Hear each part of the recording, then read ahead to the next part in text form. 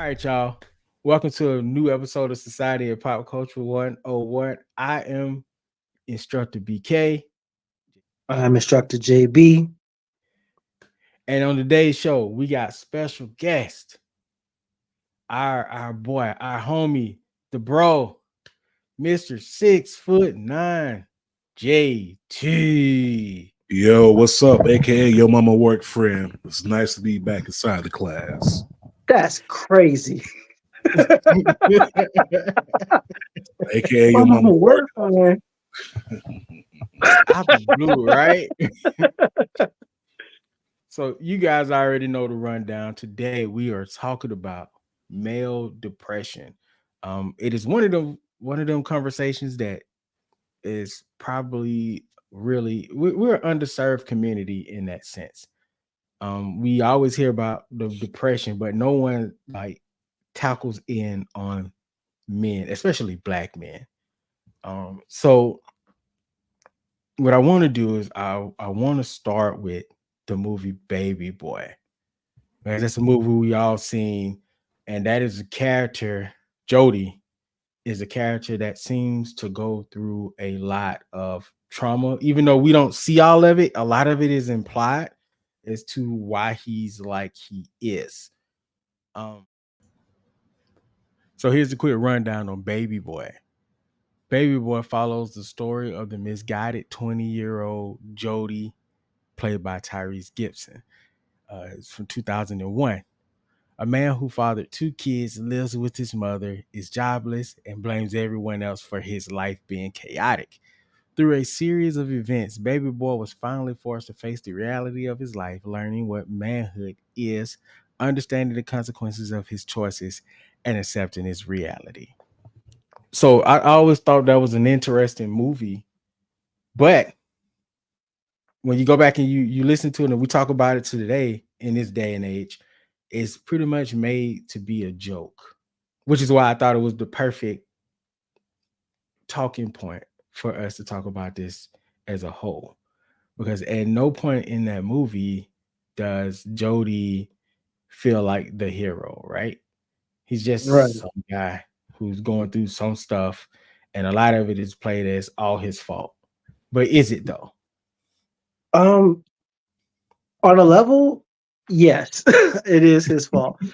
Because like, first of all, if you follow me on my socials, I trash Baby Boy as a movie at least once a quarter. It's almost up there with my Vegeta slander. It's just gonna happen. You're just gonna have to accept it. But I my problem can't with accept Vegeta slander though. it still happened. You've known me for like 8 years now. The train ain't slowed down yet. But um my problem with Jody as a character for Baby Boy is that the plot largely happens to him. He Yeah. doesn't move the plot. And as a result of that, even as a result of that, he doesn't even solve the problem with Rodney at the end. Like Peanut does it for him. Like, in short, there was like a revelation that ultimately wasn't the type of person he wanted to be, and that's cool. But even with that, like he still got a jail out of free card with Rodney being killed because somebody else did that for him. Um, he moved out of his mom's house into Yvette, which he should have did in the first place, which he could have done in the first place, was suggested over the course of the movie. He's still selling stolen dresses. He doesn't have like a real job per se. There's not a lot of like substantial forward movement for the story they want us to sell us. Yeah. Like, so that's my issue with Jody. Also, before we move on, $40. I had to get that $40. JT, you got anything you want to add to that? Um, yeah, so just going back because of course, like you said, the movie is played every day, syndication, BET. At some point out of a 7-day week, you're going to see Baby Boy. And Baby Yeah. Boy is, it's in the black community right now as a classic movie and also as an annoying movie because we see it too much, right? It's like, okay, you go back, you actually look at the character of Jody. And to your point, JB, a lot of the things he brought upon himself, right? Mhm. You know, the multiple baby mothers and everything like that. That's your doing. You didn't pull out. You want to stay in there. You want to go raw dog, no bun, no nothing. You know what I'm saying? Mhm. So all that is particularly your fault. But at the end of the day, looking at the issues that they implied, but not so much gave a lot of backstory to, right?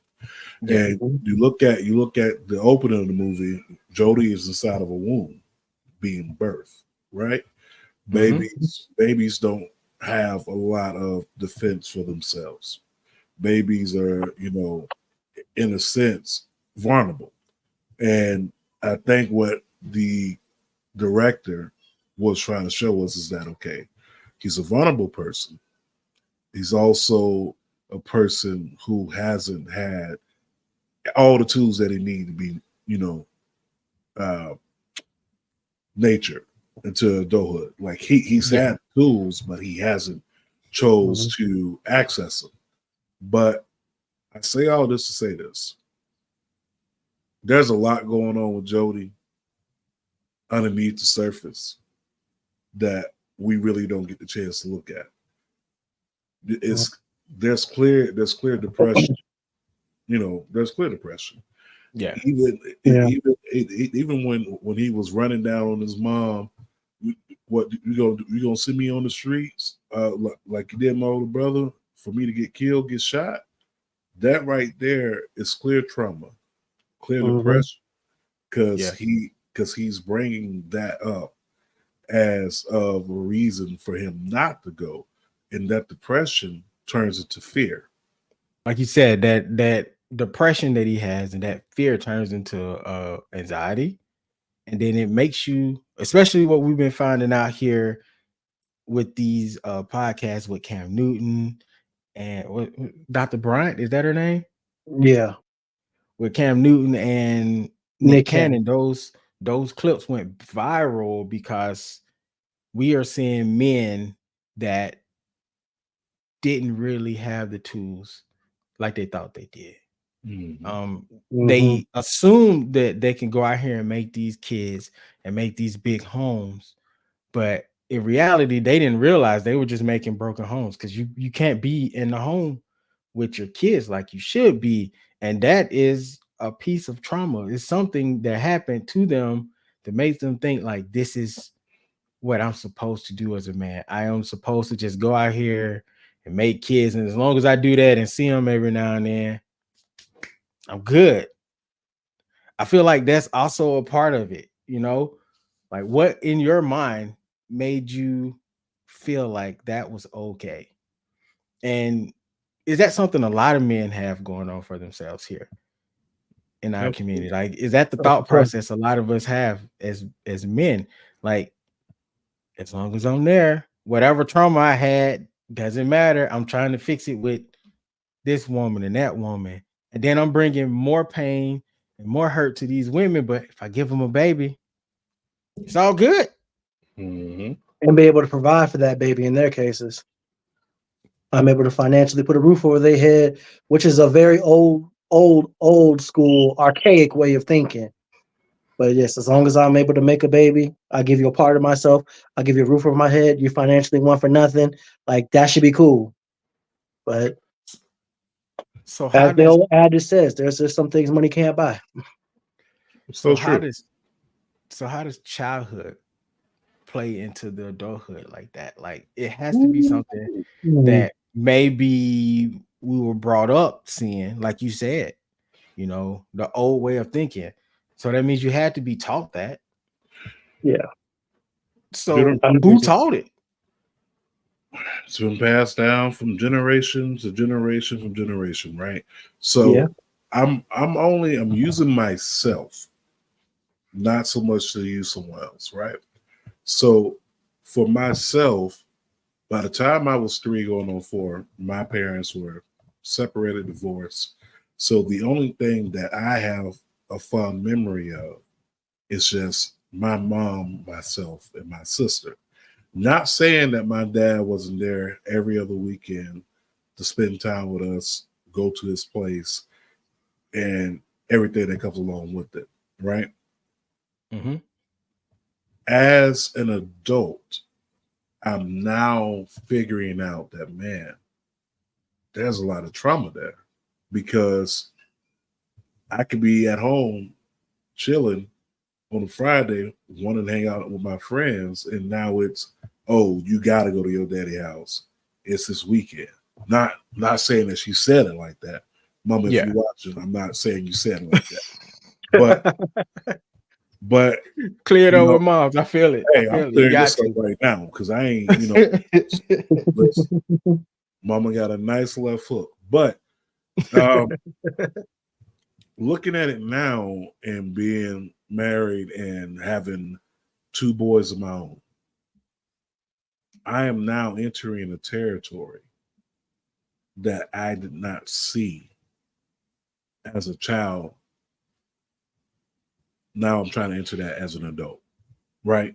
So with Mhm. me trying to enter this as an adult, all this is fresh, but I keep there's a lot of question marks. Am I doing this right? Am I being a good dad? Is this the way to do it? Was what my dad did, was that the right way to do it? And it creates a lot of question. It creates a lot of depression, because as males, we have to, well, according to society, we have to be, strong, firm. Don't show tears, don't show weak emotion and everything Be a like that. man about it. Be a man about it, suck it up. No vulnerabilities at all. False. But you know what I'm saying? No Diddy. No Diddy. But the thing about it is, that way of thinking has always led into not being able to open up. Going back to Baby Boy, there's a scene where Baby Boy opens, where Tyrese's character opens up to Omar Gooding. Yeah. And I think one of his words was stop being a bitch or some shit like that, right? Yeah. I think it Mhm. was. Yeah. Okay. That's the very first thing in our community, very first thing that we say. But not being able to get out those emotions, get out those feelings, get out those thoughts, only builds upon the depression, only builds upon the trauma. So by the time you get to a place where you think you are ready to be this family man, now it's trauma here, depression here, um, mind wandering constantly on a swivel of, if is this right? Am I doing this right? Am I Mhm. being a good dad? Am I being a good husband? Am I being a good provider? Am I being a good discipliner? Should I tell my son the same thing? Like I found myself telling my oldest son, stop crying. But then it's like, sometimes daddy wants to cry. So how can I tell you not to cry? Yeah. You know what I'm saying? So it's like it's one of those things where we have to kind of counter program or reverse engineer everything that we were taught, because it's so instilled into us.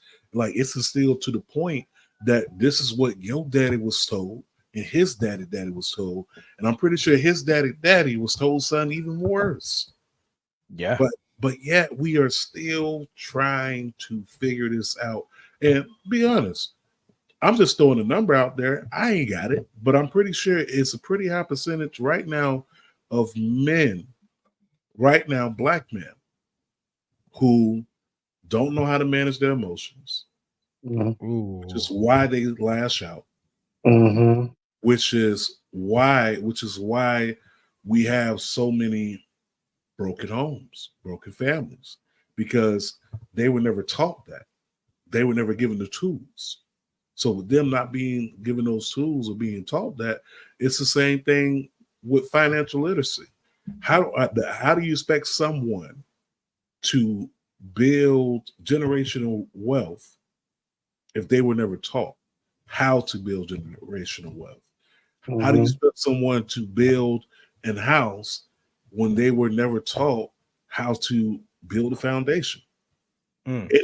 Anyone, True. anyone can go out there and get wood, lumber, cement, everything you need to build a Brick house, and mortar. brick, water, all that stuff. But if you don't have the blueprint on how to actually build that infrastructure, it's just parts. Mm-hmm. So since we're on this fatherhood thing, I think I could share my how I feel as a father a lot of times because I also have the same thought process as you did with your oldest son. Um, Wildly, not so much with my daughter. So my daughter's my oldest. So when she was having her emotional moments as a kid, it was like, oh, it's okay, you know. Yeah, I do you'll get over it, you get past it, you'll grow from it. I do that thing because I was also aware of trying to guide their emotions because that's our job, right? But when it came down to my son, even if I told him the right thing, I do remember having a conversation with him a few years back, and I think we've had it a couple of times since then because he was worried, going to school and how people treat people when they're emotional. I told him, hey, you'll be fine. It's okay to feel your emotions. Your emotions are valid. And I still find myself saying it to him now.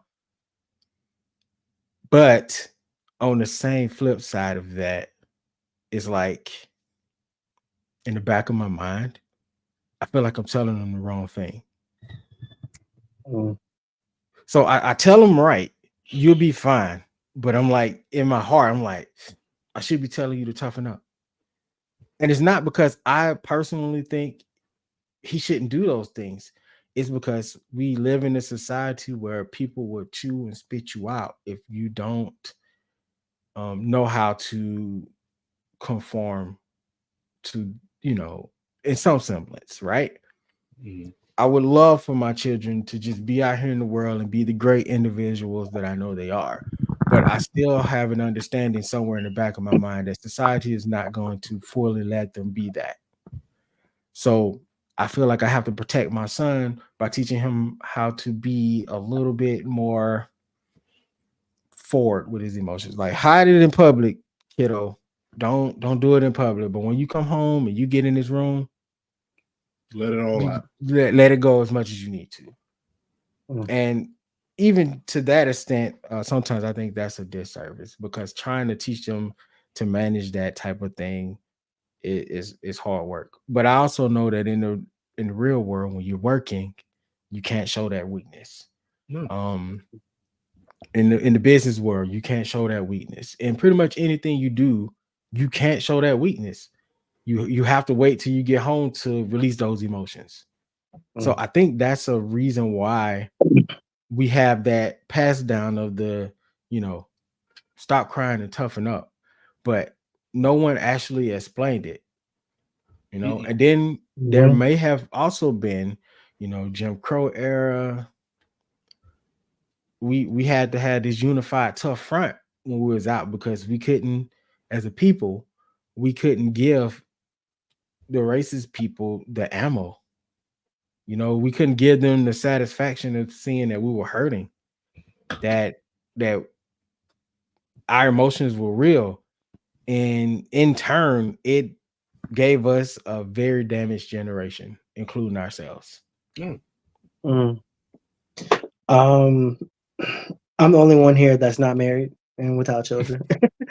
um, but I did have a father, and my father was very much a workaholic. Wasn't really around that much, and even when he wasn't there, like my father's African, and a lot of, I guess, of those values, how they deal with over there and versus how it is over here, they clash with me, and they kind of um, it put me in a different space because I was like a very confident kid. I was very much like front and center with a lot. Wore my emotions on my sleeve, and to a degree, I still do. I think I'm getting back to that. But there was a time where, through him being who he was, I didn't feel like I could, and eventually got to a point where um, it beat me down some, and I had to eternalize a lot of it, and it did result in a lot of the lashing out that you were speaking of, and a lot of the the putting things out there in unhealthy ways. And especially since, even when he was around, that's what I was getting. And there was no healthy way. And even when he was gone, it was just kind of like, okay, well, I'm the oldest child. Like, and my mom is only one person. Now I'm the man of the house. So what do I do with all this? Like, what do I do with all this? Yeah.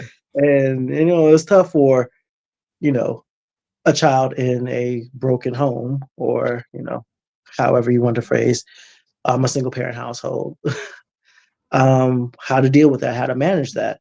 And I had to learn to navigate that in terms of, on top of everything else that had to be navigated, like driving, girlfriends, jobs, relationships, responsibilities, et cetera, et cetera.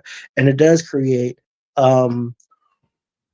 almost a constant state of anxiety, especially you have nobody looking out for you, no older male to kind of like point and say, hey, do this, hey, don't do that, or hey, go over here for this information. And you just gonna have to figure it out on your own. But like we've all like navigated. And I think part of that, as you get older, if you're in that type of space, you know better, you do better. And we live in an information age now where everything is more easily accessible, and where there's a generation that's coming up is quicker to call things out like that. And it's healthier for them. Like, it's healthier for them. I feel like, especially as we talk about more about mental health, like not just us in this video right here, but just in conversations that take place, like whether it's amongst sports or in classrooms or in social spaces. Like, these are conversations that are happening, and they need to keep happening, especially as it becomes to us, because we do have it tough, and we experience things, especially like as Black men, that most people don't get to experience. The societal pressure that we face, not just amongst other people, but amongst each other as well. Mm-hmm. We're very hard on each other, and the expectations are usually sky high, and we need to we need to show each other more grace with that. Yeah, and I think absolutely. that's a big thing, and also have some grace with ourselves. That's a good one too, because a lot of times we don't give ourselves any grace.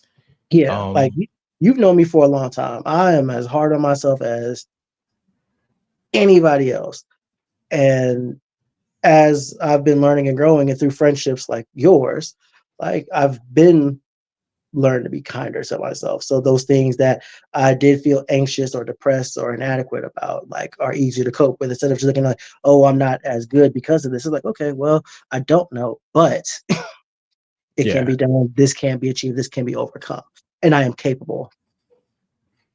So true. And I agree with everything you just said, because I had to be big brother myself, right? And, one of the large part of things when it comes, like, just Black man, period, us in the community, you brought up an interesting point. We are very hard on each other. You know what I'm saying? Like, if you show that you emotional, they call you a punk, they call you weak or whatever. You know what I'm saying? And it's like, that's only because that's what we've been taught. But also, that's the way of this world as well. We were just taught it in a sense of, you ain't got no choice. You know what I'm saying? Yeah, like, exactly that. Like Trick Daddy, the famous poet there from Miami-Dade County, once said, Mama ain't raised no chump. My daddy ain't raised no punk. Right. So that to me is like, the expectations are so high on us, right? Not even just within our own household, outside of the door, going to work, walking the streets, shopping. Like, we have to, in a sense, put on that mask, and everyone puts on a mask. Everyone. Yeah. We all wear masks, metaphorically speaking. That's what the mask. I got that line. but we all wear masks, metaphorically speaking. But I think as black males, we wear our masks probably a lot longer throughout the day, depending on what your workspace is. Now, if you work in a workspace where it's majority that people that look like you probably don't have to wear that mask too much.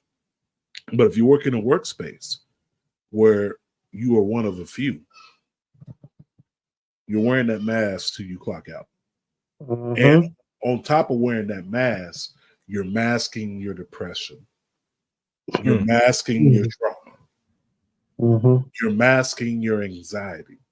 And the thing is, as black males, we don't really say, "Oh man, I'm having an anxiety attack. My anxiety is through the roof," or we don't really talk about that type of stuff. We don't, and I think that we have to start as people creating that safe space. Like I watch a show on Showtime called The Shy, and for the last 2 seasons, Good show. the brothers, the brothers in the show,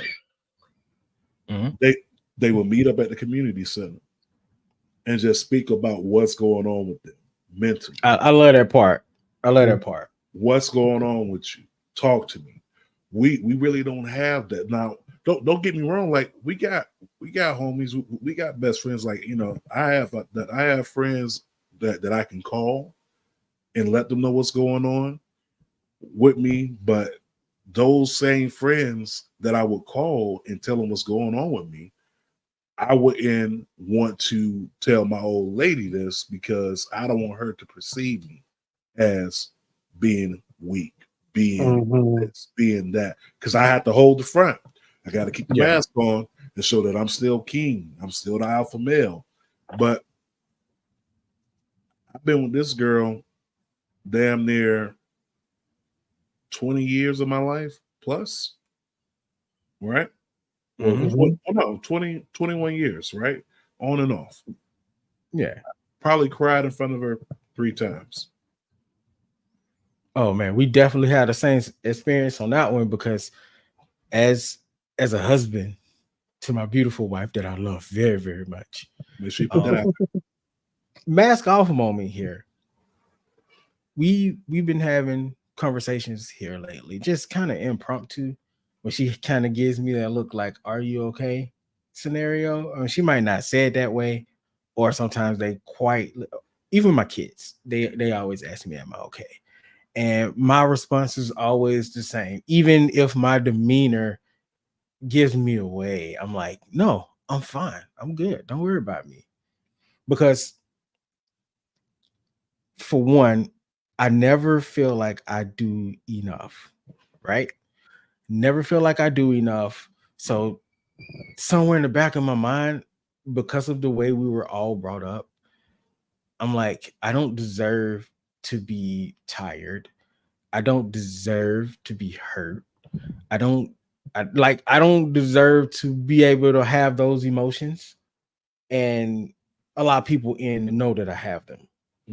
So I find myself, and this is me as a kid too, where as a kid I didn't know what it was. And I think now here recently I'm starting to feel like maybe it was a bit of depression. I just didn't realize it because I will go and like my social battery would be drained is what I would say.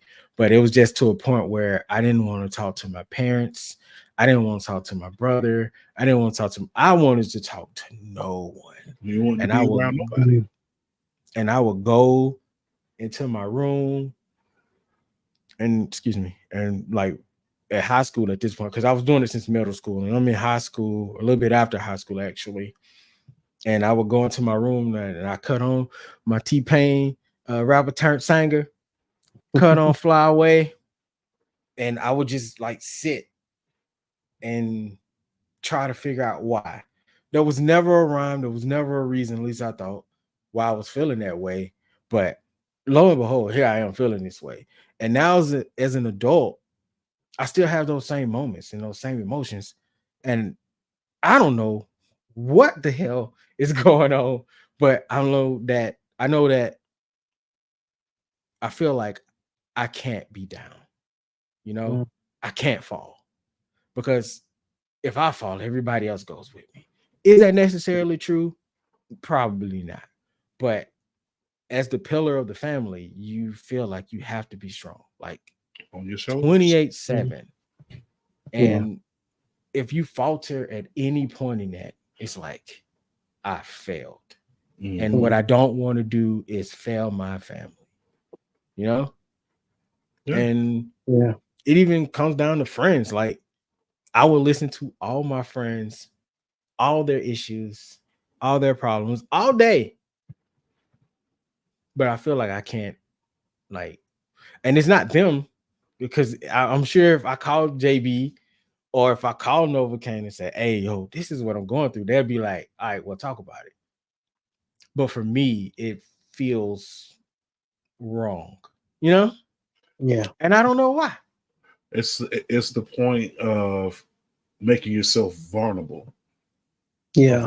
of Mm, opening that space to let people in, because when you are by yourself, that's when you have the deepest thoughts, and you're able to and self-analyze yourself, right? Mm-hmm. yeah. And for me, like growing up, and this is just talking about dealing with depression, I hated being who I was. Tallest person in the class, tallest person every year, tallest person walking through the hallway. You taller than a teacher.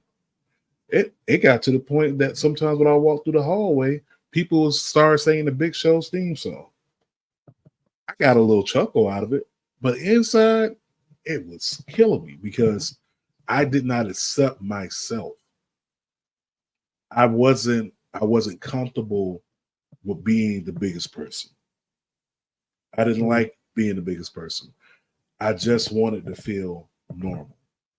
Yeah. Mm. And it's like I've never had a normal day in my life. I don't know what it is to be normal, Yeah. but I've had to, over the years, accept the fact that you are the new norm. You You are know, your own normal. Life is yeah, not a monolith. yeah. You are your own normal, Mm-hmm. and it was definitely a lot to go through, and that's just one issue. Just think about all the issues that you're going to go through growing up and then going into adulthood and then trying to deal with that and trying to master that. Like you said, BK, like there's a ton of people right now who I can open up my phone right now and they can be like, oh, you always listen, but you never really talk. And it's because as a man, I feel like I gotta guard this part of me because I don't Mm-hmm. Yeah. want you to see me less than being a man. You know what I'm saying? Like Mm-hmm. your song was T-Pain Fly Away. The song I played for me in my moments of just self-reflection and drowning in my own anxiety and trauma and depression makes no sense. Christina Aguilera. Yeah. Okay. Um, I think it's she said something like I hurt myself by hurting you. Mm, Mm. Right? yeah. But But in the sense, I'm talking to myself. I hurt myself, me, by hurting you, me. How am I hurting me? By not dealing with what I'm going through. Mm. I mean, I say that I'm proud of both of you because that's a level of self-awareness to recognize what you're doing and able to call it out. How I deal with thanks, that, bro. because being vulnerable for us is hard. Um, my relationship is like in its infancy compared to y'all's. I've we checked the calendar the other day, and it's been a little bit over a year since me and my partner first met. Not even like been together, but just met. And I'm still kind of, still navigating that space and still figuring out how vulnerable it is, because it is hard. Because, as you said, BK, like being the king of the castle, being the man, being the leader, and and trying to find that level between how much you should open up and how much you shouldn't. That's a hard one to kind of find. Me personally, I know, like, if I talk to BK, if I talk to Novacaine, or if I had talked to any of my other close friends, like, could have that checks and balances with myself, or I can kind of just have that venting session and then be like, cool, and just keep on going. Like, I can have like a little outlet session, like sometimes I've had it with strangers, and just get it off my chest, just so I can keep it moving, just so we can, Yeah. keep this thing going along. And like, I've had that conversation with my partner, because how she handles it versus how I handle it very differently. And it's just kind of like, well, we handle things differently, we move things differently. That's my process. And I think that's another, I guess the point I'm building to is just like finding your process and being okay with your process. Um, and that's a tough thing in itself. And it doesn't have to work for anybody else. It doesn't have to be good for anybody, as long as you're doing it in a healthy way and you're able to like process it and recognize it for what it is, have that self-awareness so you can keep it pushing, then it's all good. So true. And I'm glad that you used the word healthy process, right? Yeah. Because at times we don't choose healthy process. Mm-hmm. The process may be alcohol. The Mm. process may be heavy drugs, pills, cocaine. That, You know what I'm saying? Like, Putting fentanyl. yourself in extreme danger. Yeah. or Put yeah, or it could be something that doesn't seem that way, but actually is, like just sleeping too much yeah, or eating too much. Things that we Yeah. feel like that feel good, that we don't perceive as harmful, but actually is. yeah. Mm. I'm not gonna lie, like for me, a telltale sign that I'm going through something, if I pick up a lot of weight. Mm-hmm. If I pick up a lot of weight, or if I lose a lot of weight, I'm going. Mm-hmm. So for me, and I still deal with it today. For me to make myself feel happy, sometimes I'll just overeat. I'll overeat because, oh, this is my comfort. This is my coping. Or starve. You know what? I don't feel right. I don't even feel right eating. So I'll miss 2 or 3 days without a meal. But eventually I'll go grab something to munch on. I'll go grab a Nutri-Grain bar or something. But I know I have to nourish myself in order to Yeah. still be active, right? Mm-hmm. But the thing is, we nourish the physical, but we don't nourish the mental. We don't Mm-hmm. nourish the emotional. We don't nourish the spiritual. You know what I'm saying? Like, just like the body works, we have to be able to nourish all components. You know, Yeah. I say on my show at the closing every time, like, you know,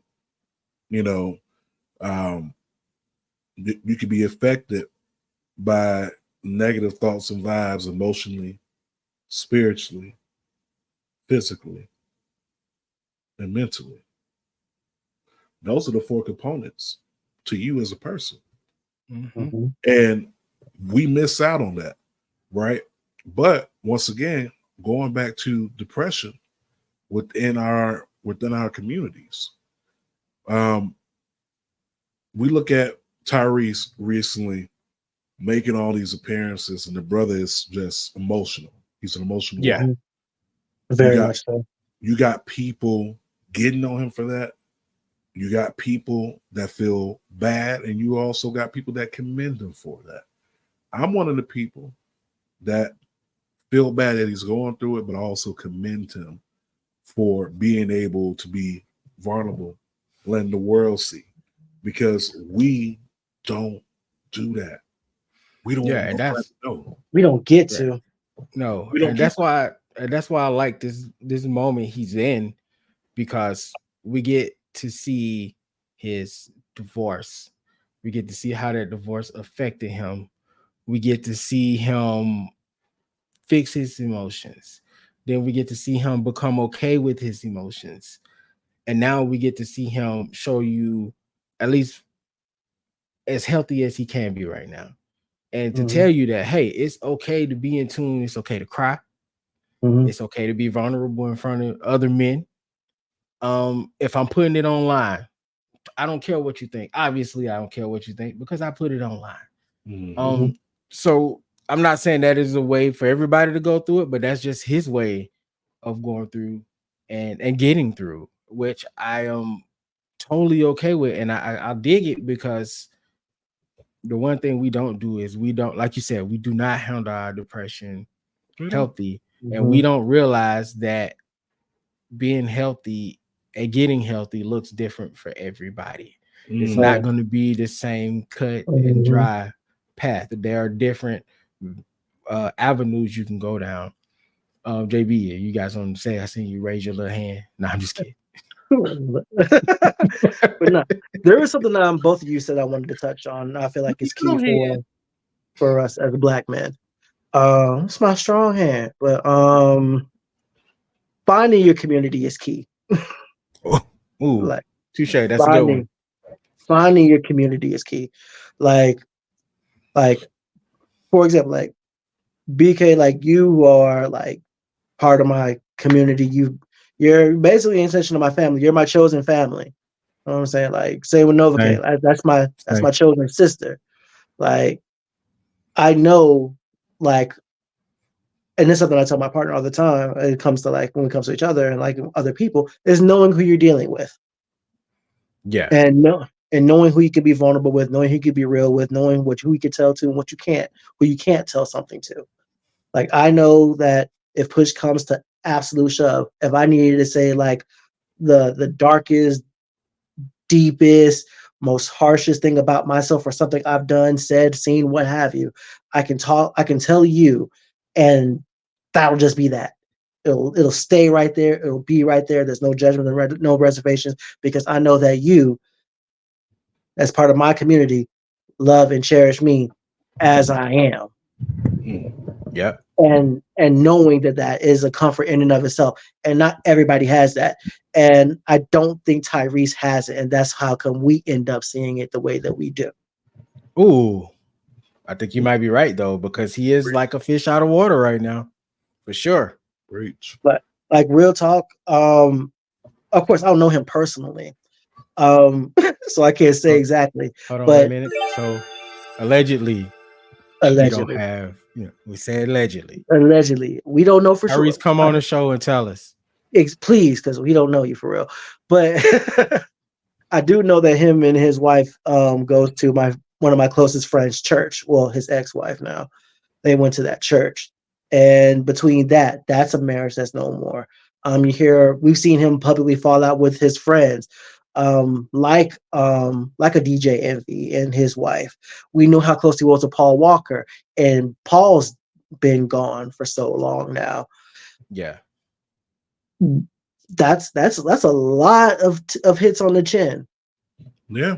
Not And on to Yeah. top of it, you don't even have access to your kids like that. Like I would. that's not. allegedly. We don't I know, would. but I but will. I will also like to add that, and I'm sorry for cutting you off, but a lot of times, is what I've been learning here recently, especially at my church, is a lot of times when we have our own walk with God, mhm, that process sometimes bring you away from people that Yeah. you might be really cool with. It's mhm, because they're not on the same wavelength as you. It's not like a hate thing or I have to separate, but it's like you have to separate. And sometimes it's on purpose, and sometimes it just happens because you're just on a different walk of life, yeah, and it feels that way sometimes. Yeah, and you can always get that back, but you do have to go through it if it's your time to go through it. And you have to trust the people around you to let that be okay. Like Mm. like you remember BK circa 2016, 2017, like what life was like for me personally.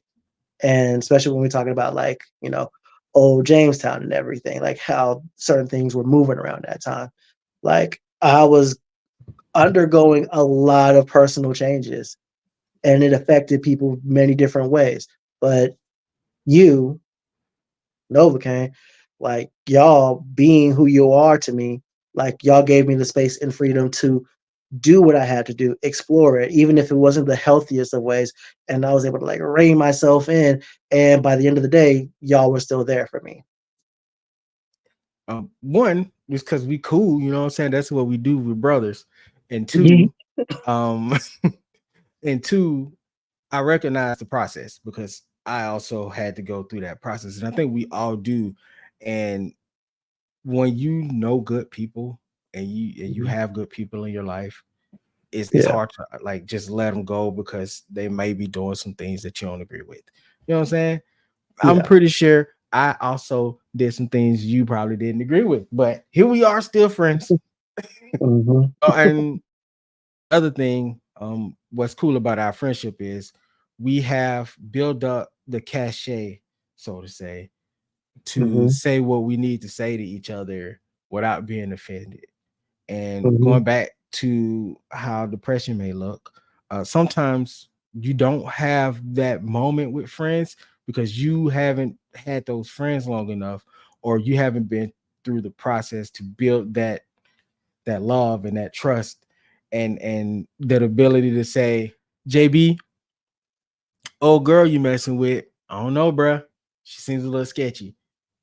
Hmm. If somebody else was to say that to you, you would probably be like, what's your ulterior motives? But because we've had so many years to build our brotherhood, is like, okay, you probably see something, or I've said something where you're concerned, and I hear Hmm. your concern. I might not follow it. That's Hmm. important to know. Just because you're a friend and you have advice, friends, not Hmm. everybody's going to take the advice all the time. I wouldn't either. But the fact that we were able to have those conversations and make those recommendations and voice those concerns is Yeah. good. And a lot of people don't have that, which And also, sucks. and also, to kind of add on to that, some people that may be in your circle may not have it out for you in your best interest. Some people Mm, only like you for what they can get out of you or for what they want you to be when they want you to be it. So as soon ooh, as you step out of that line or instead of that view, regardless of what you're going through, what's happening, whatever, you become dispensable to them.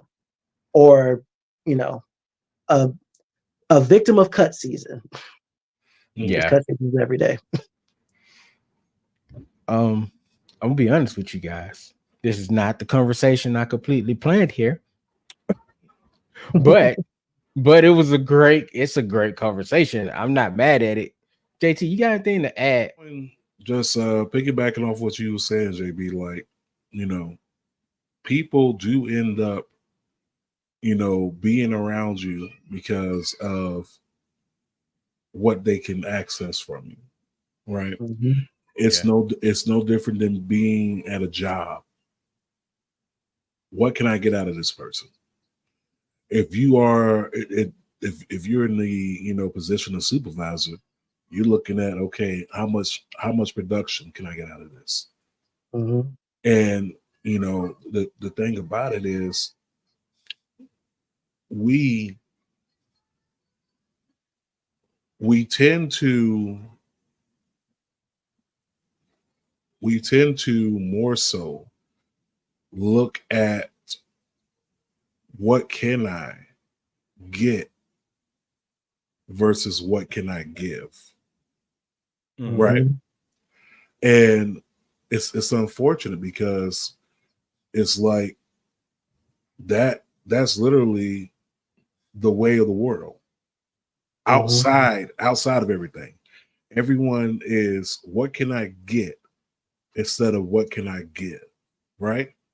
yeah. Yeah. um Like you look at it like, okay, people ask this question all the time. Oh, if you hit the lottery, what's the first thing you're gonna do? Oh, I'm gonna get. What can you get? Ooh, bar. What can you give? Is the real question here, right? And Mhm. going back to the original topic when we were talking about depression, people who are depressed are constantly giving. They're constantly giving, and they're constantly giving a lot of them and not getting what they're dishing out, which Mm. also puts on the layers of depression, which also puts upon the closed offness, the I don't really want to be bothered, or there's nothing wrong. There's nothing wrong because you have given so much of you Mhm. that you don't even feel like you can give the next person who's actually concerned anything else. You given everything. You empty. Like Mars, he has in his bar. He says, life is like being a waiter at a diner, right? You Mm-hmm. constantly pouring into a glass, into someone's glass. But who is there to refill your pitcher? Mm. And you can't pour from an empty cup. You can't. Mm. You can't. And Mm. unfortunately, we find ourselves there. We find ourselves there a lot. And I know for myself, I found myself there plenty of times recently. You get what I'm saying? It's like you give so much of you, but it's like, okay, if I'm giving this much of me and no one is refilling me, or no one is taking the concern to see where am I at? Are you a quarter of a tank? Are you halfway? Are you three quarters? You know what I'm Mhm. saying? Right Yeah. now, right now, there's a black male right now listening to this show, driving on an empty tank, emotionally, physically, mentally, and spiritually, and also driving on an empty tank inside their car. That's a bad combination. It is a Yeah, bad combination. for sure. It's a Because as bad soon as combination. that tank go out, that gas That's tank go cool. out, that's just something else to be angry about. It's Yeah. something else to be angry about, and you are already empty. So Mhm. at this point, you don't know how. You don't know how to. You don't know how to give more of yourself. And I'm sorry about the picture in the background, but It's so random. It just randomly popped up, man. It really did, but I think it comes like all of this when it comes to like depression, anxiety, and just with us, even as black men, it comes down to one major thing. Like, who do you feel safe with? mm, And who's worthy of you feeling that safeness with? Because those are two different things. Yeah. You can feel safe with the wrong people. So here's the rundown on depression. Anxiety and depression in men is a common thing, and effective evidence based treatments are available to you. Anxiety and depression are mental health conditions, not weaknesses. Taking action may seem difficult, but help and support is readily available. It's important to seek support for anxiety and depression early. The sooner the better. With the right treatment, most people recover from anxiety and depression. But Mhm. what are some healthy ways to address? First of all, before I even say that, we are not medical professionals, but we're just giving our opinions here. But anyway, what are some healthy ways to address your depression? Like, how mm. do we cope? first things first, call it out. Call it out for what it is. Like that's the first thing. I feel like for a lot of us, like we just kind of just walk through it, and just kind of just going through it, and just taking the hits on the chin, and just expecting it, whatever we're feeling, or just gonna pass because that's part of just being a man or what life expects out of us. No, call out how you feel, acknowledge it, and be okay with it, and find Yeah. those healthy outlets that you normally would do to make yourself take your mind off of it, whether you got to unplug or decompress, or even if to lock it further, whatever your process is, that's healthy. Like, first acknowledge what the problem is first, because you can't do nothing without that. I would Any say the next thing you can do after acknowledging it is find people who are willing to help you through this process. You have to be willing to help yourself. And the first thing by helping yourself is acknowledging it. That's the first thing. Now you have to find people who are willing to walk with you during this journey. Some things are meant for you to walk through alone. Mm-hmm. Some things you need someone to support you while walking, because there's a lot of baggage with your depression. And as a man, once again, just want to use this analogy. We go grocery shopping, right? How mm-hmm. many how many trips do you like to take to go back to the car to grab all your stuff? One I trip. mean, I ain't trying to do that many. I mean, sometimes it happens, but I'd be mad Yeah. after like if it's more than 3, it's a problem. Oh, I didn't mean one for real. I was acknowledging Roman Reigns. Maybe about 2 trips. Okay. And the thing about it is, why do we do that? To show that we scroll, to show that we can carry all this stuff. Oh, I do this, and I'm only speaking for me because I actually do this. We can have 30 bags that we just got from the grocery store. I'm gonna try to take at least 15, maybe even 20. I'm using this analogy because some of us are trying to walk around with 20 bags of whatever that issue may be. And you are struggling. We are struggling just to make it from the point that Okay. we're at right now to where we need to go. We struggling. But it's no problem with calling somebody, having that support system around you to say, I need help. Can you help me with this? Can you help me with some of these bags? Can you help me unload some of these groceries? These groceries being depression, anxiety, feeling alone, addiction. Can you help me unload some of this stuff? And that comes in the form of going back to what you said, JB. The person that's helped you throughout your time in your relationship is right above us on the screen. Mm-hmm. He's helped you carry some of those bags. He's helped you Mm-hmm. unload some of those groceries. And we have to have that support system. We have to have people. That's the part about opening up, which goes back to what we were saying earlier. We don't open up. Why? Because we rather try to carry everything by ourselves. Everything's not meant for you to carry by yourself. It's really not. It's not. Gotta But have that community for sure. but being the man, you got to, right? Mm-hmm. It's up Um, to us to flip the script on like yeah. like the days that which those things were how they were done. Those are over with.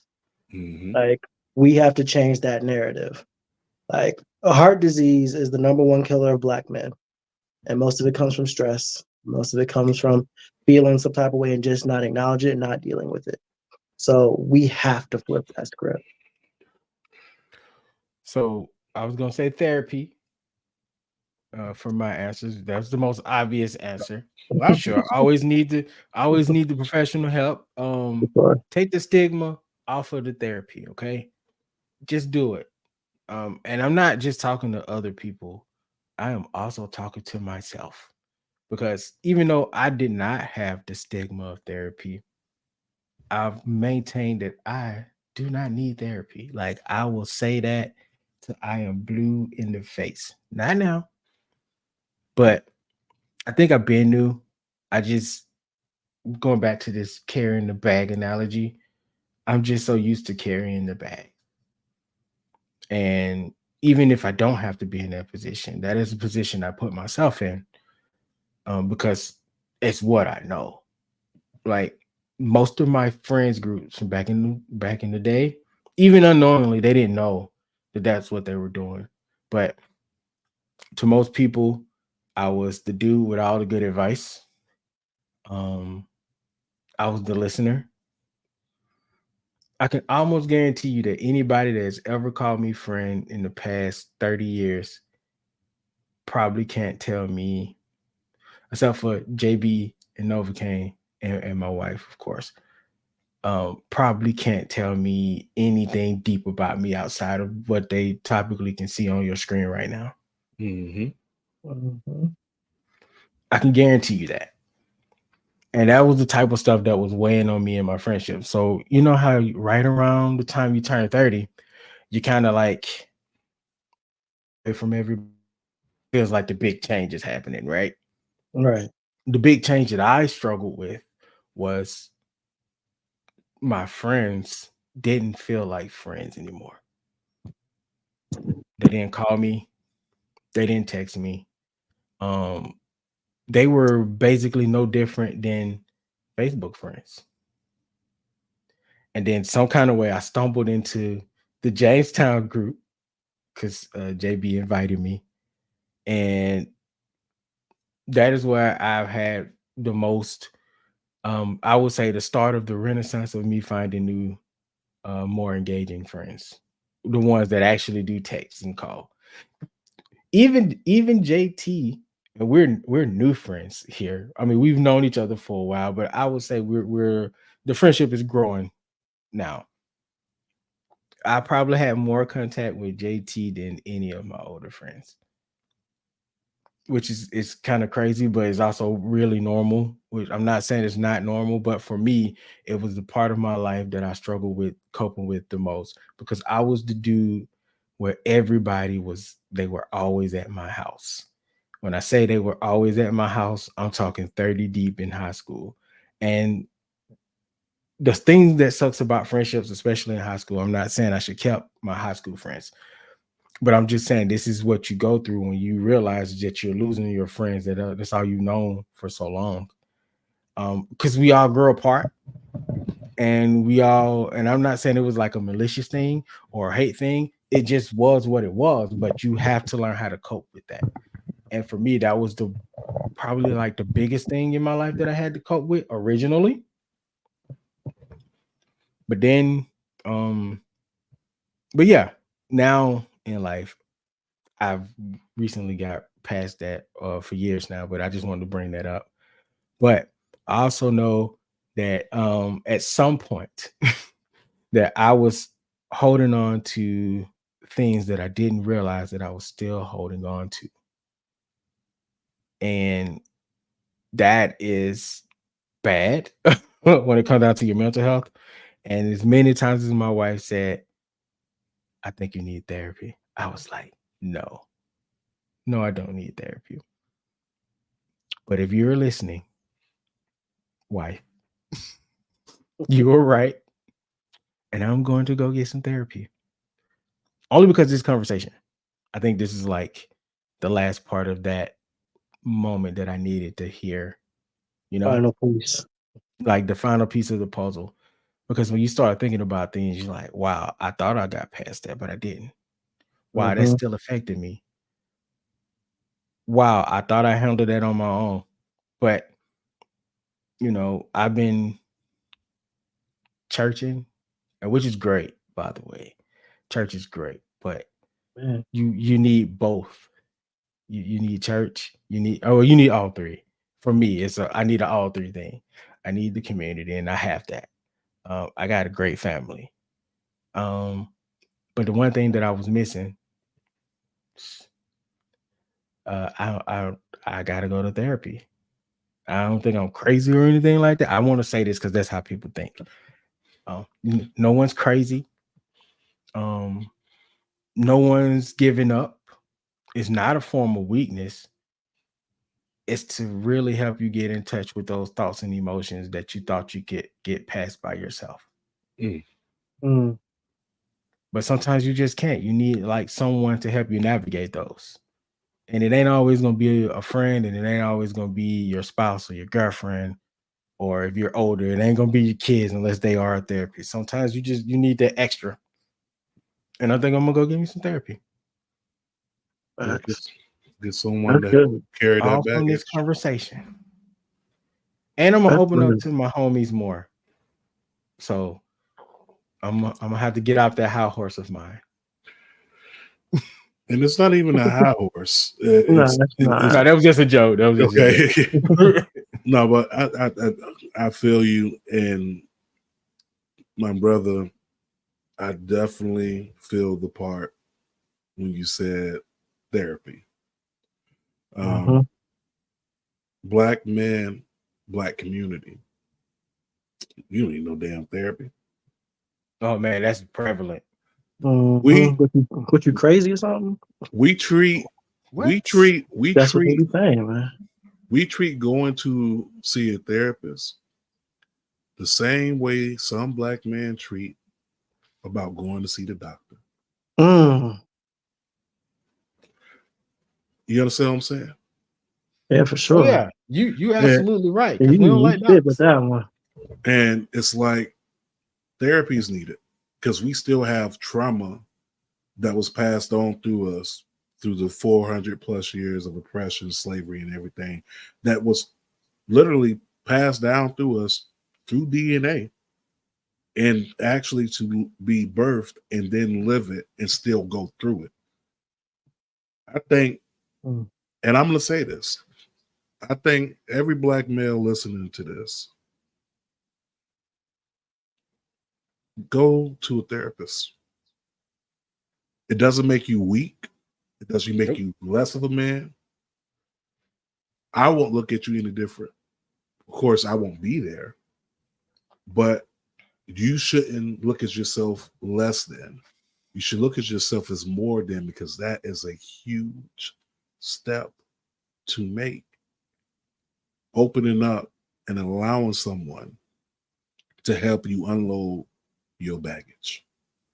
And that is the part that is hard for me, by the way. Yeah. Like, I think you have to understand, like, Black men watching this is that, like, no matter what society tells you, no matter what that abusive person from your past or present tells you, you are enough. You are absolutely enough for what it is you're trying to do, whatever it is you're trying to go, whatever you think you are, whatever you think you are capable of. You are enough, and going to therapy does not take away from that. It doesn't subtract from that. If you open up to the process, it will add to that. Absolutely. All right. So final thoughts before we shut this down for the day. First of all, like, proud of both of y'all for having the vulnerability, like, to speak out loud. Like, knowing BK for as long as I've known him, like, he's right. He doesn't like open up like that. This is the most open he's been in a minute when it comes to like his deep and personal stuff. And like JT, like, we just met. Like, we've in social circles for a while. Like, I've known of you, like, you've met my friends and whatnot. I've heard of you through the grapevine, but like, we're like very, very new to each other. And I appreciate you being able to like talk and be open and be vulnerable and like have this space where we're able to commune, like, and just be honest and vulnerable with each other. Yeah. JT. Final thoughts, man. This was a great release therapy. I didn't realize how much I just released until it was just highlighted. Final thoughts would be, man, Black men, don't be afraid to get the help that you need. Unload that baggage. Stop riding on a quarter of a tank. Stop riding on empty. Go fill yourself up. Stay away from the things that's not going to help you. When I say not going to help you, I mean the heavy drugs that are taking people out left and right. Because after that high is gone, back to reality. Your high is only going to last but so long. Then you right back where you were at. So you got to deal with it. So I would say my final thought is to get the help, unload the baggage, fill yourself up, deal with it. That's real. So for real, my final thought is number one, go get you some therapy. Number two, man, thank you both for coming on and dropping the gems that you dropped, because like you said, JT, this is definitely felt therapeutic. Again, not the episode that I had planned out. I had my entire episode mapped out, and we took a very positive left turn, and so I love that about this. JB, my bad. I want to apologize for not being the complete friend that I could have been. I know that's weird to say, but it's true, because we have conversations all the time, and I feel like by me not giving that side of myself, is almost like not completing the friendship circle in a sense. You too, Novacaine. I know you're not watching. See, the thing is, as being in each part of each other's community, man, like I give you the space to open up when you're ready. You've opened up to me in the past when you needed to. We've had those talks, whether it was like 4 a.m. or 2 in the afternoon, and just had those moments where you were able to like express and all that. Like it's always in your time and it's always respected, brother. Like for real. Like you don't have to apologize for. I love you, man. That's like a one in every 2 years type of situation. But it does happen. It does happen, but it's just like some to learn. But I mean some to none. But yeah. But I definitely, again, thank you guys for coming on to the show. JB, I ain't got to thank you. You interim guest instructor, so whatever. But before we do run away, before I do close out, I want to say congratulations to Novacaine and Kevy Kev. The sis had the baby. Yes. It came a lot sooner than we were expecting, but kind of not, but kind of did. Because as soon as she dropped the announcement, it was like, and we're on our way. So baby. So we're excited for congratulations. Dude, you're a mom now. What? Mama Nova. Y'all have no idea how weird that sounds coming. Mama Novacaine up in here. What? We're proud. We're happy. I seen baby photos. The kid is adorable. That is a twin. Fact. To both parents, which is crazy. Right. Like both their genes are fighting for supremacy right now. I can't wait. I got 1 year out at this point because I don't know. I've been calling the kid Nova like this whole time, and we might have to come up with a new nickname now. Novacaine. Yeah. Novacaine?